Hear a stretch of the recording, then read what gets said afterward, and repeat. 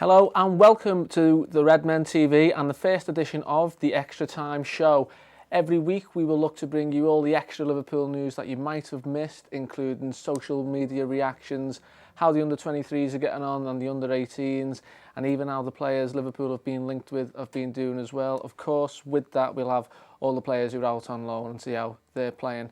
First up then, we've got a tweet from the official LFC Twitter account. They were responding to the United Stand MUFC status, which was basically saying Liverpool's victory over Chelsea was our first 2 points on our way to 6th place, to which the LFC page replied, delete.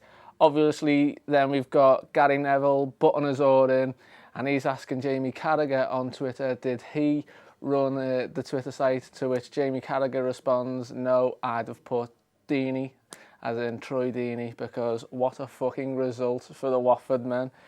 Obviously, Liverpool beating Chelsea on Friday night was big news. Luis Garcia was getting in on the act, and we know wherever in the world he is, he's probably drinking sangria, but he was also very happy to see the likes of Dejan Lovren getting on the score sheet with his tweet.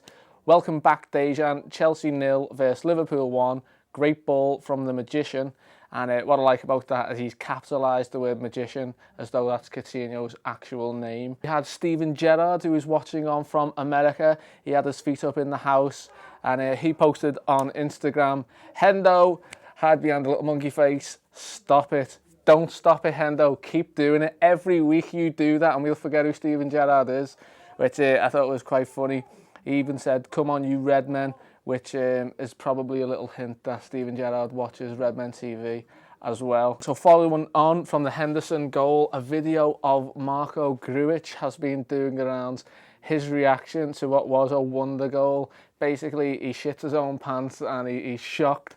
And even Dejan Lovren's doing impressions of him, the best of which is a picture to come out which shows Grujic doing the scream face, which is fitting because it was an absolute fucking screamer. Big Samuel L. Jackson was also showing us a bit of love this weekend with his tweet, which just said, Liverpool, in Samuel L. Jackson's voice. That was it for the social media kind of roundup. So moving on, we'll go to how the under-23s are getting on, seeing as the first team are absolutely flying. Well, the young lads smashed the Qatar national under-23s 6-1 on Wednesday in a friendly. Cameron Brannigan got on the score sheet, added Adam Phillips and Akira Simmons, but it was what's his name, Tony Gomez. He got a hat-trick. Might not mean much in the grand scheme of things, but the under-23s are playing tonight against Spurs, and then they've got a tough test against Sunderland on Sunday. The under-23s, the mid-table after 4 games with back-to-back wins, which is always a good sign to see the young lads coming through, and who knows, Danny Ings might even get in that squad as well. It's a big one for the under-18s this weekend because they've got the mini derby. They play Everton. Now, I'm not asked how old you are. If you are 5 years old playing football in the street and you're wearing a Liverpool kit and you're 5 years old in the street and you're wearing an Everton kit, I want the Liverpool lad to be winning, or don't come home, basically. But no, I'm a big fan of any kind of derby. And the under-18s, so Liverpool are 5th in the league with 2 losses and 3 wins. One of them losses was a 7-0 smashing to Manchester City. So and they just lost on the weekend 2-1 to Middlesbrough.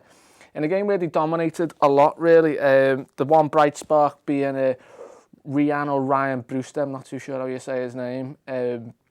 He scored 2 weeks on the bounce. It was another good finish from him. And this is important because you see the likes of Manchester United with Rashford coming through, even City have got Iheanacho. We need these players coming through. And even if they're not going to get into the first team, with all the new TV money now, that's a lot of money. That's a lot of money that can go on another player.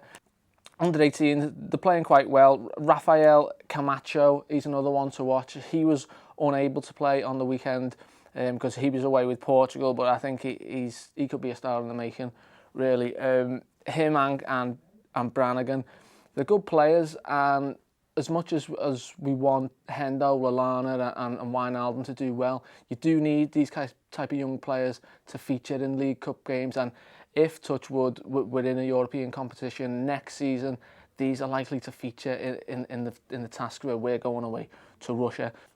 How are the lads on loan doing? We'll start with the lads who are actually getting minutes. Jack Dunn, Scouser, he's playing for Morecambe. He had an eventful 3 minutes. Morecambe are fourth in League Two, but in 3 minutes he was brought down in the box just after the hour mark. He got up and he took his penalty, which he scored. Fair play to the lad. Had the bottle to take that on. Thierry Henry never used to do that when he won a pen. So I'm not saying Jack Dunn is better than Thierry Henry, but what I am saying is he took his own pen and scored it. Gets brought down, scores a pen. 2 minutes later, he nicks the ball off Cambridge's Connor Newton and sends his teammate Paul Mullen through on goal. So a goal and an assist in 3 minutes. I don't know what you've done in 3 minutes, but can you top that? I'm not too sure. Dunn's side will host Crawley, who are without a win in 4 games, which is another chance to get on the score sheet. Like a lot of the young lads and a lot of the lads on loan, they'll not get picked up by the manager unless it's assists and scoring. So you'd hope he's doing himself a favour there. Ryan Kent, who plays for Barnsley, they're 4th in the Championship. They're really pushing for promotion. This is what we want to see. We want to see the lads on loan playing competitive football for sides who are doing well. He's amassed over 600 minutes in 8 appearances for Barnsley. He scored once in that time. He got 70 minutes in the last game, which was a 2-1 loss to Reading, and he travels to Brighton and Hove. They were just a point behind them this Saturday. Taiwo Awoniyi, which is easy for you to say, he plays for NEC in the Eredivisie. He started the last 2 games but was subbed just after half-time. So it's nice to see that there's lads out there and they are playing. A lot of the players out on loan aren't getting a look in at all. John Flanagan, another Scouser, he's yet to play a minute for Burnley. He's being kept out the team by 31-year-old George Boyd. I don't know, you might remember him, he's got the hairband, he's a bit of a rock star right back. So Flano can't get a look in there. The Brazilian, Alan, we all love Brazilians. He's done nothing, starting on the bench. Lloyd Jones, playing for Swindon, he's not playing because he's suspended following a sending off in a 2-0 win away to Oxford. Sam Hart at Port Vale, he hasn't played in the last 3 games. And really, you've got to be looking at this. Klopp's got rid of them. Either he doesn't want them or he wants them to get minutes. Can you put a clause in? I know they've done that with other players in the past. It's more bad news for Andre Wisdom, who's been injured again. He's been troubled with knee injuries and thigh injuries in the past. According to Red Bull Salzburg on their Twitter page, which I translated, so it did say he is 3 weeks, but I'm assuming it is he is out for 3 weeks because he was subbed off after half an hour. Doesn't really look like Andre Wisdom will have a future at Liverpool. Lazar Markovic, £20 million player, apparently. He's on the Sporting ranks. They're top of the league, and Lazar Markovic, he just lacks the aggression. He came on against Real Madrid last week at the hour mark, and he was pretty much non-existent. He was on the ball 6 times, and he was just tip-tapping. We sent him to Portugal to get his confidence back. He's got pace. He could fit in Klopp's side. He just, for me, and for a lot of the people I've been speaking to, he just lacks that aggression. And it's £20 million wasted, really. If he's not playing and we can't sell him, what's he doing there? So out with the old, in with the hood. Anyone? Just me. It was either that or where the hood at, and I can't see the cop singing that, I'll be honest. Mahmoud Dahoud, one name. He's the one that's getting people excited. He's a young German under-23 international. Him and Emre Can, they could be the next pairing for Liverpool. Obviously, Lallana and Wijnaldum's places are there, but Dahoud, he's been playing well. He came on against City in the Champions League, and these are young lads getting Champions League experience, so they can come into the Premier League, they can do well. Came on for the last half an hour in a 4-1 win against Werder Bremen. Dahoud plays for Borussia Mönchengladbach. He had a right-footed shot in the box blocked. But apart from that, all the signs are saying he's playing well. If he comes to Liverpool, you can never have too many good players and too many good midfielders.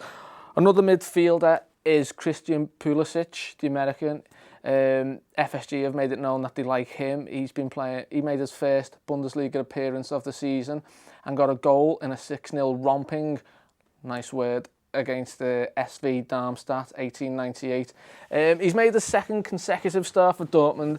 We know it's a player Klopp likes. We know Klopp's work with him. He got himself on the score sheet, and it was a fortunate bounce, and he fired into a gaping net. Pulisic wasn't done after his goal. He set up Castro for Castro's second, and then went on to set up Emre Mor for their 6th goal. This is good. This is what you want from midfielders. You want them getting goals. You want them getting assists.